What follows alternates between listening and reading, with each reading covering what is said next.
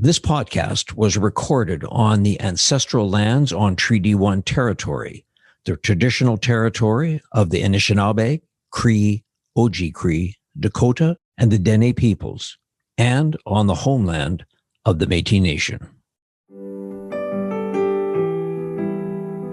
This is Humans on Rights, a podcast advocating for the education of human rights. Here's your host, Stuart Murray.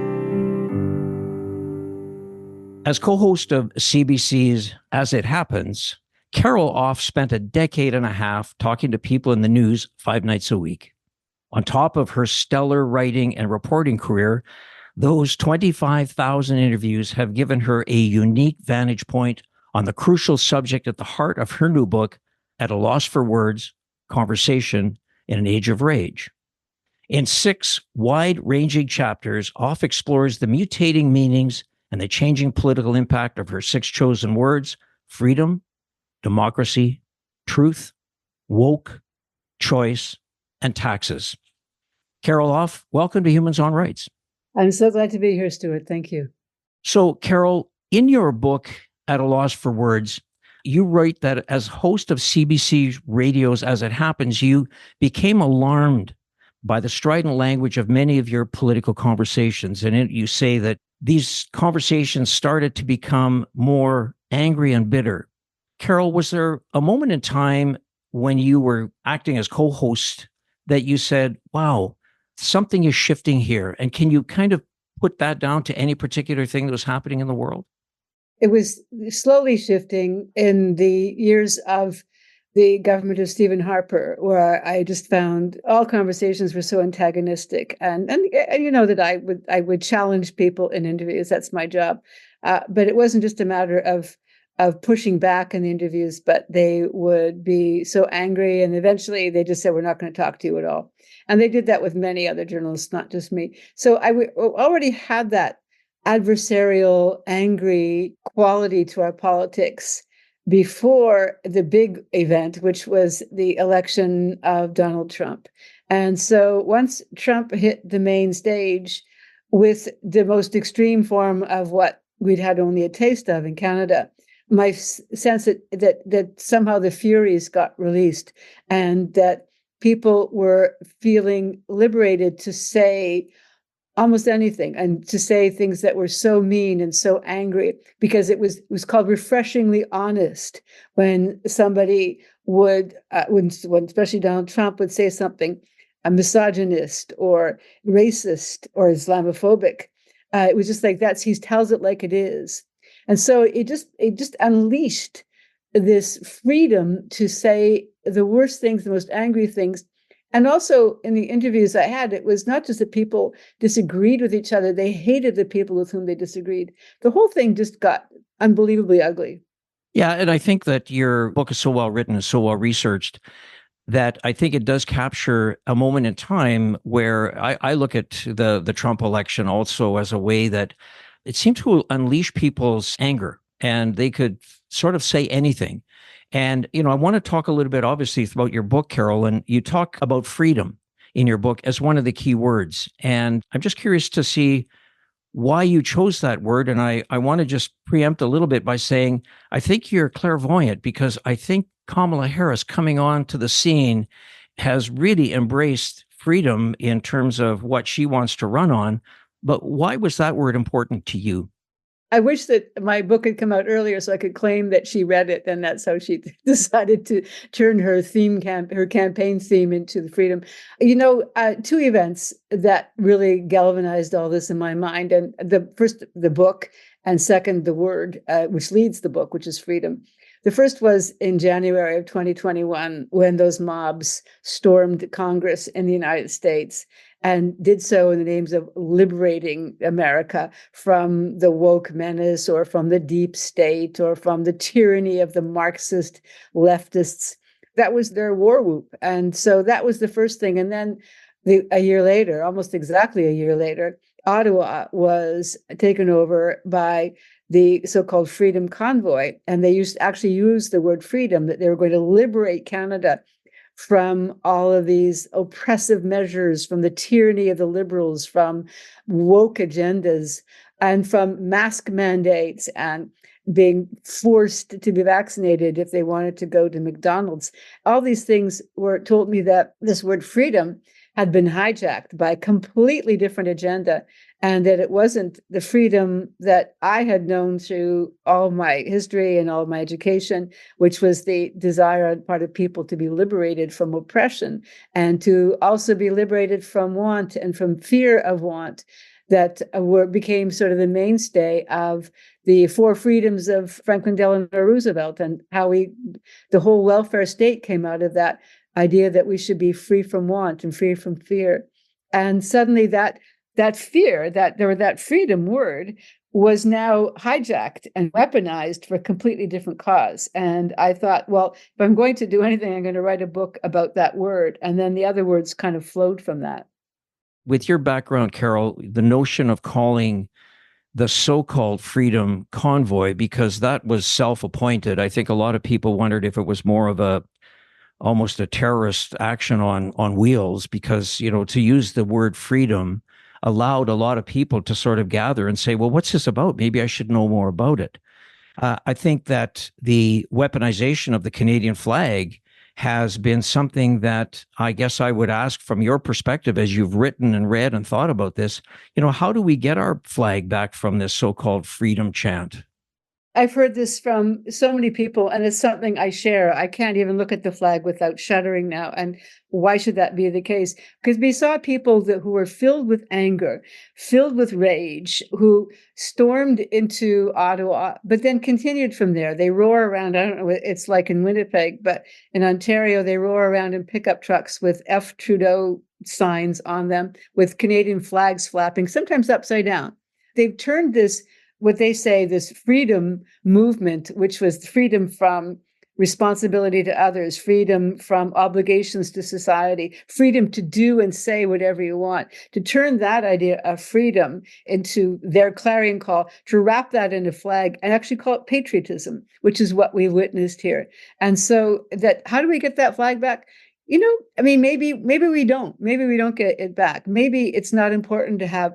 As much as that flag meant something to me, and I traveled the world, I've been in wars everywhere. I've seen horrible things. I have been involved in refugee crises, wars, hate-filled events. And when I would return home and see that flag, my heart was just gripped with joy. And there are times when I literally got down on the ground and kissed it when I got back to this country. And I still feel that way. And they can take the flag, they can take the words, they can take all that, but they can't take from me the feeling I have that this is my country, and I know what it's about, and I know what it stands for. And I think a lot of people share that idea with me. Yeah, no, thank you so much, especially coming out of the Olympics and watching how well Canada did. And, one of the things that, of course, is for these athletes to drape that flag and run, and people celebrate. And so I appreciate your thought on that, Carol. Thanks. I mean, the other issue, of course, which you write about, is the January 6th absolute insurrection that took place in Washington, D.C. Yes. And so from the American point of view, this same idea that they were going to be liberated from the tyranny of the deep state, from the tyranny of Democrats, the tyranny of whatever. It's all gobbledygook. I don't even know. I don't think they know what they're talking about. But who was motivating that? Who was behind it? I found that a lot of the people with whom I spoke, because we covered it, and articles I read, a lot of people who got sucked into that felt that they were part of something important, and just I think the same with many people that went to the Freedom Convoy. They believed that they were part of something important, and that's fine. I think that people should feel inspired to get involved and get engaged without violence and without interrupting the lives of others. But in that case, it was real violence that happened in Washington, and they claimed that they were doing it to liberate, but the people behind it, that's when you have to, that's what I really spend a lot of time in this book, is looking at who pays for this, who's financing it, who's sending out the buses, who's writing the talking points, who supports this, whose money is it, and would find that there's some really sinister kinds of things in the background. Many of the people who were leading the charge in Washington were from very, very frightening white supremacist groups from terrorist groups registered as terrorist organizations on the right. And they were the ones who were instigating it. They were the ones who were doing or leading the violence. And a lot of people got sucked into that. And I think there's some tremendous regrets on the parts of many people, first of all, because they're in jail and because their families had to mortgage the house in order to pay the legal bills. And I think just regretting that they got pulled into something without realizing that they were being manipulated. Yeah. And, one person might be Mike Pence, just for starters, for what he did. You talk about the word freedom, and I know that we talked a little bit about the Harris Walls campaign coming out and using that as kind of a bit of their calling card to some extent, and it's supported by Beyonce's song Freedom. So again, I think, Carol, what you've done is created a really, really nice platform for anybody who wants to read your section on freedom to understand the importance of it. And the narration of what Harris and Walls are doing is exactly, I think, what you are advocating people to sort of embrace, that sense of freedom. In the past couple of years while I've been writing the book, I didn't think that I would be in a moment of any kind of hope or joy by the time you and I would be talking. It felt so dark. And I thought what I was going to try to do is that I felt people were giving up, that they thought that the whole thing had been hijacked by another agenda, that the people, the Freedom Convoy, or the people, the MAGA Republicans, all of that, they owned the story. And it was happening not just in Canada and the United States, but it was happening in Europe, it was happening elsewhere, and that we had lost, and people were resigned to that. And I wrote the book hoping I could maybe stir some desire to say, no, we just not give up on this. These are brilliant ideas. This idea of democracy and our idea of freedom, which is freedom from what? Freedom from fear, freedom to take care of each other. All of these freedoms, there are social freedoms, like the social responsibility freedoms, that let's not give up on them. Let's not let them own these words. And I honestly was not expecting what happened weeks ago, months, I guess now into months, when Kamala Harris took the stage and owned that word, said, we're going to say that you're free to send your kids to school without fearing they're going to be shot. You should be free to choose when and if you're going to have children. You should be free to choose what gender you want to have. You should be free to live your life as you want to live it. You should be free from want. You should have health care. You should be free from the fear that if you change your job, you won't have Medicare anymore. All of these things which was that this social programs that were being eroded in the United States and being eroded in Canada because of the similar pressures. She is going to restore that. But what was so interesting about this freedom movement of the Harris Walls campaign was when Tim Walz jumped on and said, it's none of your damn business. And so when he did that, he took the other part of freedom, the very part, the opposing view of freedom, which is your freedom from interference in the government, and he exposes what the Republicans were doing, because they had their book banners in the libraries. They had their agenda to remove the rights of women to choose, to have their reproductive freedoms, who you're going to marry, where you're going to get married, what gender you're going to have, all the things that were considered to be none of your damn business freedoms, that the Republicans, the right, owned that idea that the government should get out of your life, should not be interfering in your lives. And now suddenly the Democrats not just took the old FDR part, the old part of saying, let's take care of our people, but leave us alone to live our lives as we want to live them. It was an astonishing accomplishment. Yeah, for sure. And again, we don't know what the results are going to be in November, but let's bring hope also back into the agenda, as they talked about at that Democratic National Convention. So Carol, let's just move on a little bit on your book. One of the other words that you have is democracy. Big word. Why did you choose that word? Well, because there were so many people everywhere in the United States, but around the world, talking about how democracy had outlived its usefulness, that democracy was an old thing. We didn't need it anymore. It was an old idea whose time had passed. And what we really wanted was some kind of a strong man who would make decisions, take control of things, and be our strong man. And so the populist, the demagogic, the populist message of demagoguery, which is always us against them, always we are the people. I am the leader who's going to take care of the real people, and the elites are out there always conspiring against you, the gatekeepers, the globalists. And so this idea that we don't need democracy. We don't need, when I say democracy, I'm talking about liberal democracy, which is the very elastic term, democracy. But liberal democracy, which is that it's not just the majority of the people have voted for this party or this government, but that it doesn't matter even if you didn't vote for that government, that the government still has responsibility to you.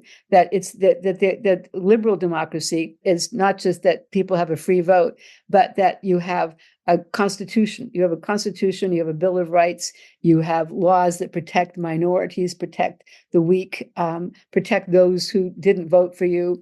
And so that you have this pluralist, inclusive quality to that democracy. That's liberal democracy. And that's what I saw as being truly threatened, mostly in the United States and on this continent. But I was feeling that vibe in Canada because there is not, I write about the history of democracy in this country. There's not a long and deep love affair with democracy. We have a tendency in this country to want people to make decisions for us and to have strong leaders take over things. So I thought we are so vulnerable to this very vile idea entering into our own political system. After reading your chapter on that, I was going to ask you sort of, is Canada a country that you would deem a beacon of democracy? And you kind of answered that in terms of the history has not been that great. It took so long before we got votes for universal votes. We still don't have them, right? For so many, people say that young people should vote. I think so too. I think I know 16-year-olds who would be a more informed voter than many people in my age group. I think the vote should be given to younger people.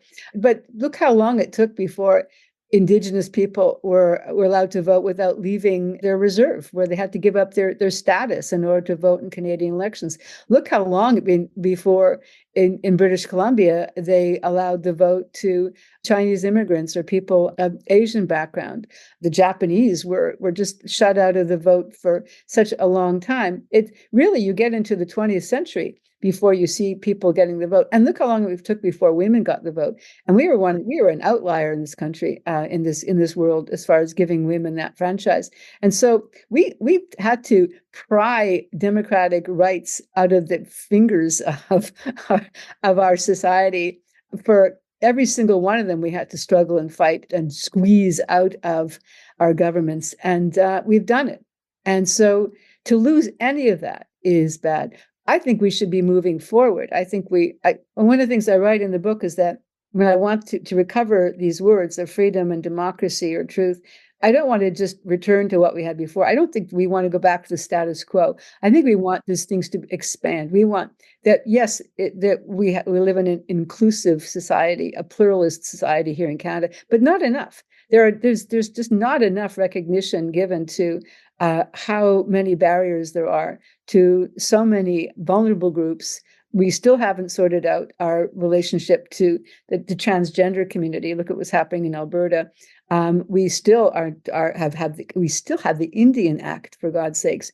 We still haven't moved that much forward on ensuring that people have access to education from all groups. We still have deep animosity toward immigrants, which shocks me. I was just in a green room this morning when I was about to do a television interview, and there was a man there who just casually mentioned we were all white people sitting in the room, so I guess he felt comfortable, but he said, there's just too many immigrants in this country. I turned on him and I said, no, what do you mean? He said, have you noticed that there are how many people, that all these people are from India? Everyone's coming from India. I said, how do you know they're Indian? And he said, well, you just look at them. I think I lost my cool. I lost it on this guy. And I said, you are so wrong. He said, they're taking our jobs. They said, they're not taking your jobs. They're building jobs. They build a society. Where did your family come from? I know where my family came from. And they came to a country where they had opportunities. We moved to Winnipeg and blossomed there because we were allowed to. And I just was so angry. And I realized how deep this racism is in this country. And I think it's being stoked by so many of the elements in our political system. I think Alberta is an example of that. You see it in other provincial governments, and you certainly see it in elements of the Conservative Party in federally stoking these feelings. And I find it extremely alarming. You talked a little bit about back to the freedom of where the Republicans have seemed to abandon something that freedom should be their calling card, and they've abandoned it.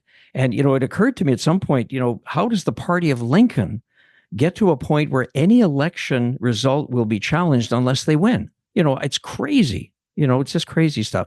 Carol, let me just touch on a couple of other words that you've written in your book, At a Loss for Words. And I should remind any listener that's on this podcast, this coming Sunday, September 15th at 2 p.m., there's an afternoon with our author, Carol Off, live streaming on YouTube, and it'll take place at McNally Robinson at Grant Park. So if you're around on September 15th, 2 o'clock, go to Grant Park, meet the author, have a wonderful, wonderful time. It'll be very, very interesting. That I can assure you. Carol, talk a little bit about truth. And I just want to kind of preface it, if you don't mind. This is a human rights podcast, and language is very, very important around human rights. And so one of the elements from a human rights lens, if I could say that, is speaking truth to power is a nonviolent political tactic, which template is used by those who regard government as authoritarian. But you mentioned truth as one of your 6 words. What do you think about the issue of truth with respect to human rights, and what happens when those people in power start to change the word from truth to fake news? From the human rights perspective, it's just absolutely key. One of the things that Hannah Arendt said was that the purpose of lying and deception in politics isn't to convince people of the lies. It's to break down our ability to tell the difference between what's true and what's false. And so once you've done that, once you've broken our understanding of that, once we can't discern the difference between what's true and what's a lie, then you can't tell the difference between right and wrong. And then what breaks down after that is trust in each other, trust in our communities, trust in our government. And that's the objective of those who are doing that. They know what they're doing. The sort of demagogues of the world know exactly what they're doing when they break down our understanding of trust, of truth, because if we don't agree on what the truth is, we can't trust each other. We can't, if in a relationship, in a marriage, we have to trust our partner. We have to say, we know this to be true. We have a foundation of truth. We have to tell the truth to people. We insist that our children tell us the truth. They're punished when they lie. Truth is so important to us as a species. We build our societies on these collective understandings of what's true. They get tested from time to time. You find things to be not true, and then you expand the truth and you work that out between each other and communities. But when we don't have truth, when we don't have facts, when we can't agree on what they are, that is a deliberate campaign to stop us from having democratic societies. And then you're open to all kinds of, Hannah Arendt said, totalitarianism, because people are easily manipulated in those states. And that's from a Human Rights Museum point of view.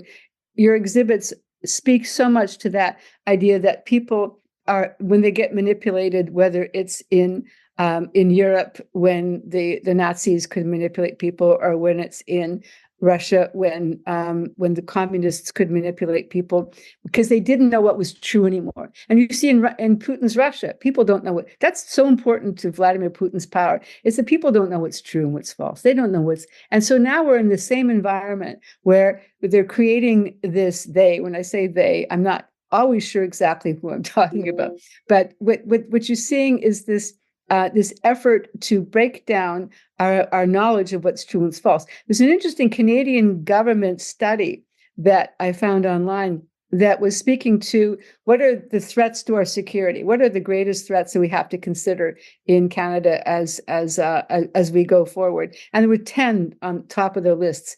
And they had things like climate change and all the ravages that climate change could bring to us, war, pandemic. Number one on the list, is if Canadians cannot tell the difference between what's true and false. That if we don't know what's true and false, we can't trust our government to tell us what we have to do for climate change. We can't trust them when they say you need to get vaccinated. We can't trust them when they tell us we should shelter against a fire. We can't trust them even if they say go this way when you think maybe we'll go that way. When you can't trust your government anymore, when you can't trust your society, you are so open to manipulation. And that's something I terrifically fear might happen as we lose our ability to tell the difference between what's true and false. I look at to somebody who's had such an iconic career as you've had, the amount of research that you would go into when you're having a conversation with somebody to probe for information. And if somebody was to challenge and sort of say, well, at the end of it, once you shut down off the air, somebody said, well, that was fake news. Unfortunately, as you say, it's a way that people get manipulated. I mean, the fact I read something again, I'm hope it's not true that people believe that somehow that God has chosen Donald Trump to come and save the United States of America. But you know what, Carol? I believe there's probably people that believe that. And you know what? They're perfectly free to believe that. I wish they would have other sources of information, but I think it's perfectly fair for people to believe what they want to believe and to say what they want to say. And I will listen to them and I will try and straighten them out. And so what concerns me is that our reaction, first of all, is to dismiss them, to dismiss those people, to say, well, they're fools. They don't know what they're talking about, and just to push them out. Instead, it's like, no, I'm going to listen to you. I'm going to get my facts straight so I can tell you what I know to be true. And you can't really dispute when people say that God has chosen Donald Trump. Well, I can't give you facts that dispute that, but I will listen to what you have to say and tell you what I think. So it's not just a matter of we have to push these ideas out of the public space.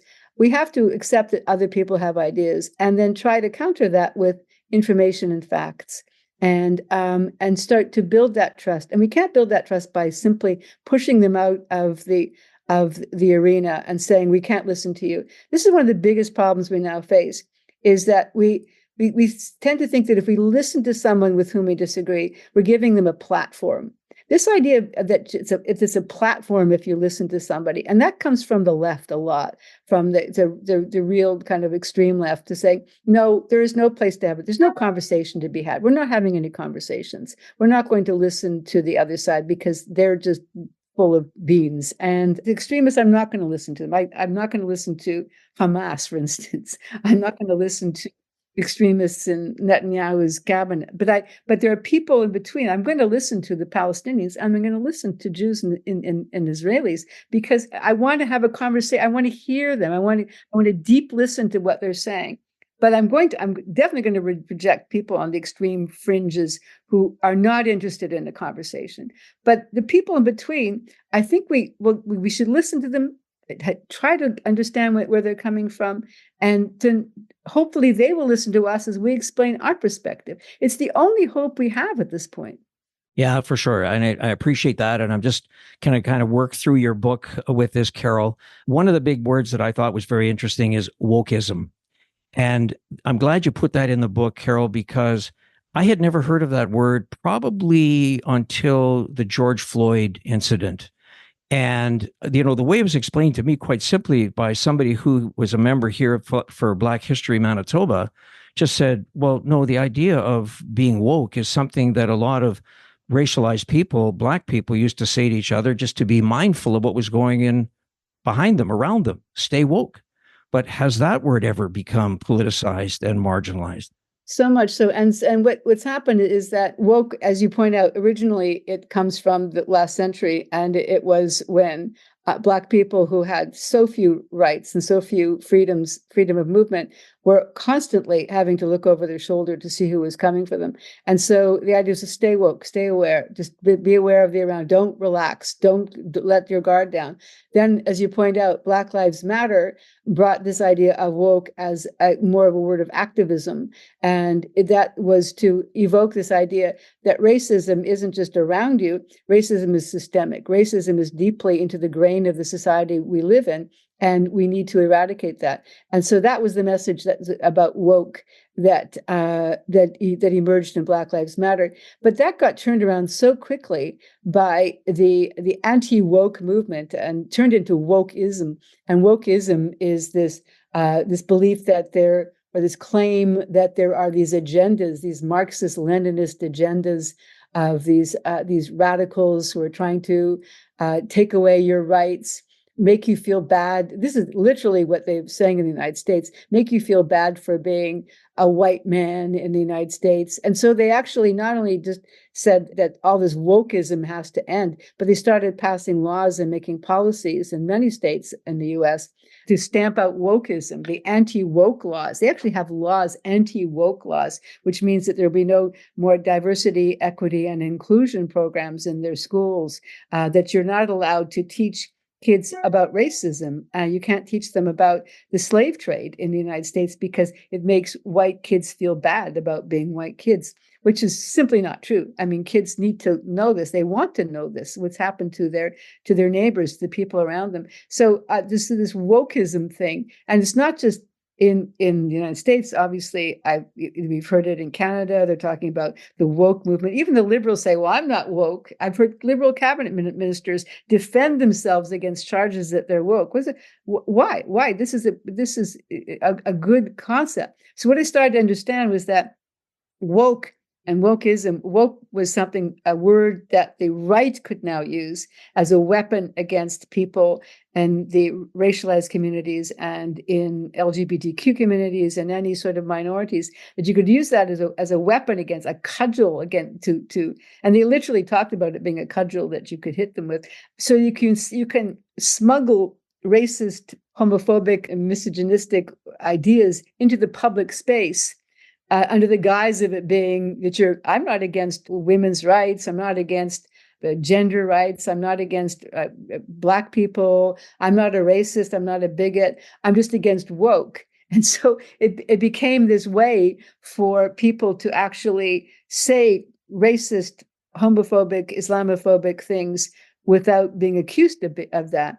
And they could get away with it. So, and it's now being used so widely. It's even in Europe. It's been translated. Wokeism is a word that they use in France. Woke is a word that's in Hungarian. Woke is a word in India. They use the word woke universally to denote this. The other people who are saying, we want to have an inclusive world that recognizes that racism and prejudice is deeply in our societies, and we need to find ways to getting rid of it. So that's why I chose woke, because I don't know if we can reclaim the word woke, or even if anyone wants to reclaim it at this point. It's been so besmirched. But I wanted to at least get people to listen when someone says that that's just you're being woke. I'm not going to accept your woke ideas. They mean I'm not going to accept your ideas of inclusion. They mean I'm not going to accept your view that people should be accepted or should be given the same opportunities as everyone else. Just listen to what people actually mean when they use that word. That's all I can ask of people at this point. Yeah, for sure. And if there's one word of the six that you referred to that was hijacked, that is classic wokeism. I mean, the way that people have talked about a woke agenda, it's like, I mean, in your book, as you say, and you talk about somebody who tried to explain it, they couldn't. They had no idea. They were lost. So, Carol, thanks for that. I know we just got a bit of time left, so I just want to touch on a couple of other things. Choice. And I want to just drive to one point that I read in your book about the 1970 abortion caravan that went across Canada to meet Prime Minister Trudeau. I'm raising it simply, Carol, because thank you for sharing that. Not aware of that at all as a Canadian, and I'm embarrassed. Isn't that an amazing story? Karen Wells, CBC journalist, did a documentary about it on the anniversary of the convoy. I forget which one. And so 1970, a bunch of women, half dozen women in Vancouver, they said, well, this is just after the Pierre Trudeau government had rewritten the laws on abortion rights. That everyone thought because he had made this declaration that the state did not belong in the bedrooms of the nation. What we learned is that the state does belong in the wombs of the nation, and so they decided that that government, which was not just him, John Turner was part of that they would not change the law. They rewrote the law and left it largely the same as it had been for 100 years. which did not give women reproductive rights, which were changing around the world. This is 1970 we're talking about. So these women there was a kind of old hippie, kind of Woodstocky van that one of them had. Someone had a Pontiac Parisienne, someone else that they got from their marriage settlements. But they had these cars, and they started driving to Ottawa to have this discussion with the Trudeau government. And along the way, they would stop and they would just have meetings and conversations with people across the country, with women. There were a lot of church groups that let them use their space to have meetings about reproductive rights and choice. And they'd sleep on the floor of the basement of the church and carry on. By the time they got to Winnipeg, I think, I don't know, there might have been some dozens of them.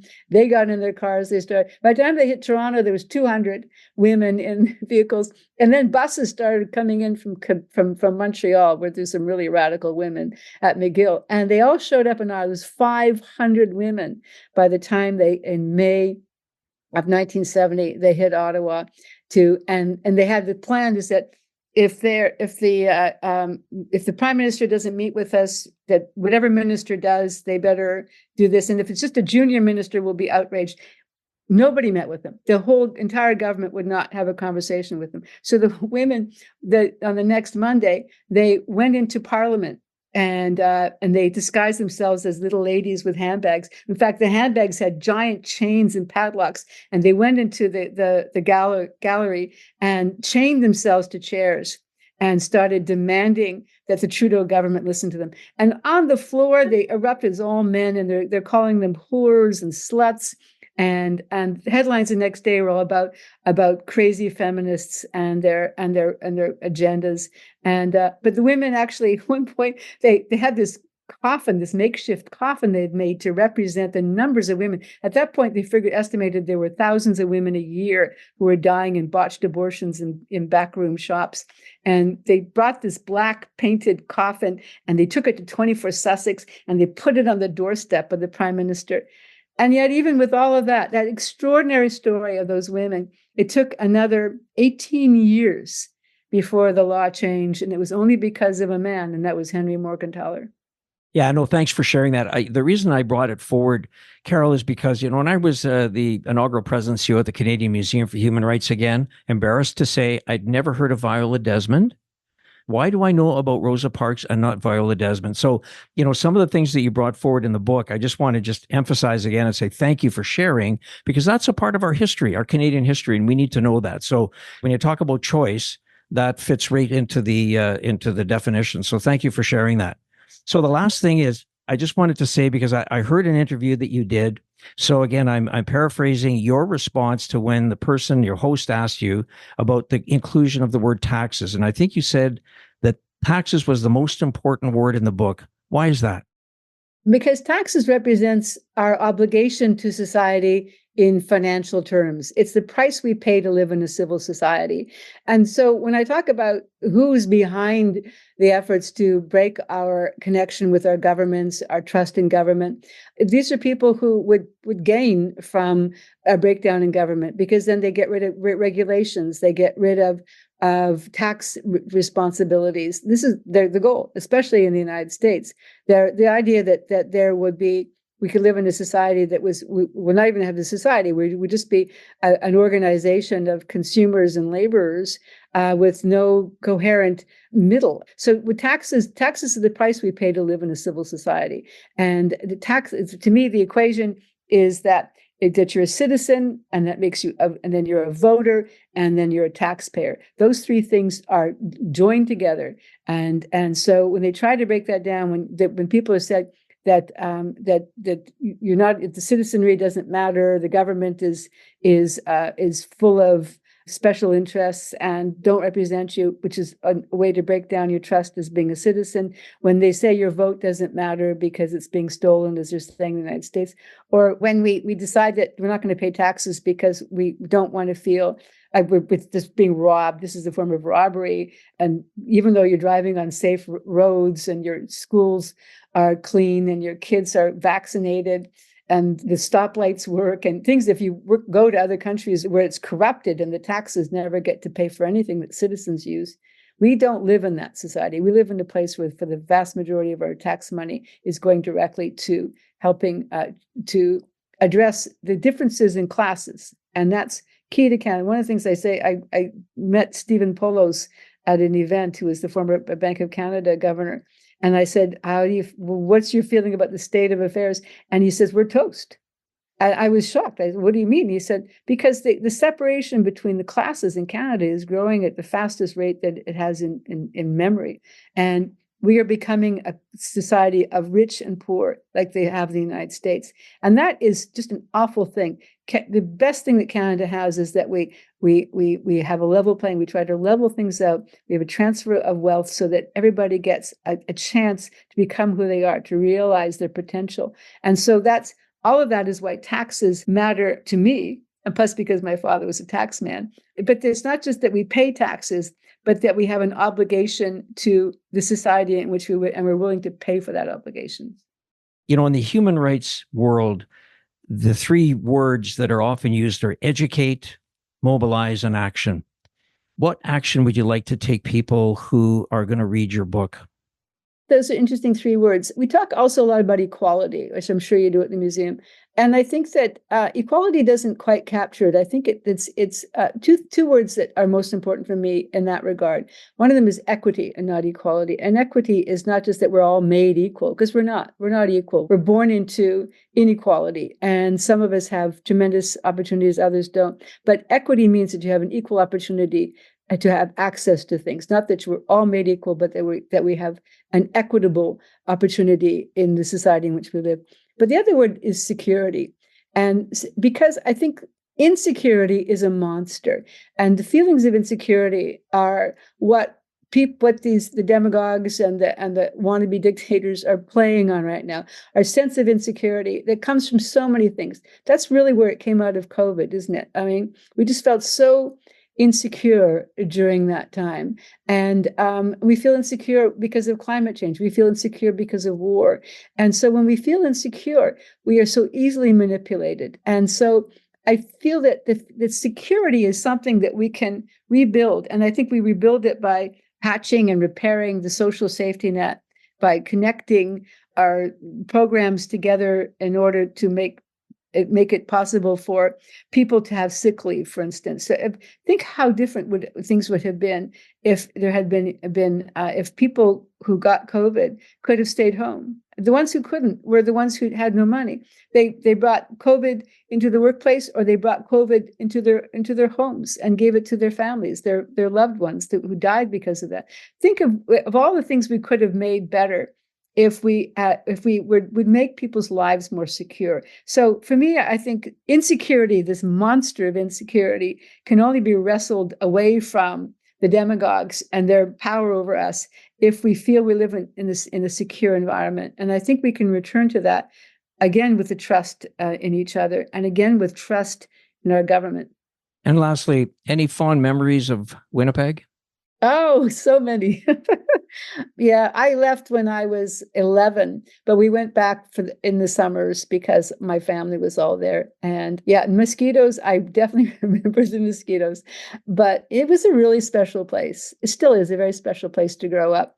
There's a spirit that I think Winnipeg and Montreal for me are almost twin cities, for a sense of diversity, of pluralism, of different voices, different cultures coming together, and it's just rich.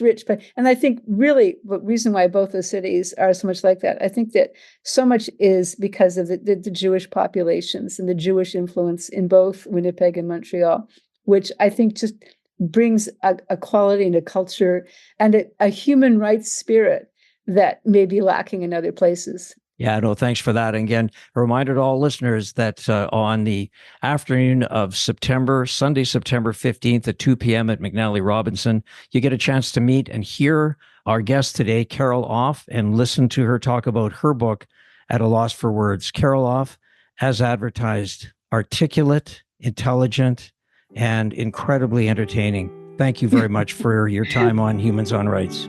Thank you, Stuart. Thanks for listening to Humans on Rights. A transcript of this episode is available by clicking the link in the show notes of this episode. Humans on Rights is recorded and hosted by Stuart Murray. Social media marketing by Buffy Davey. Music by Doug Edmond. For more, go to humanrightshub.ca.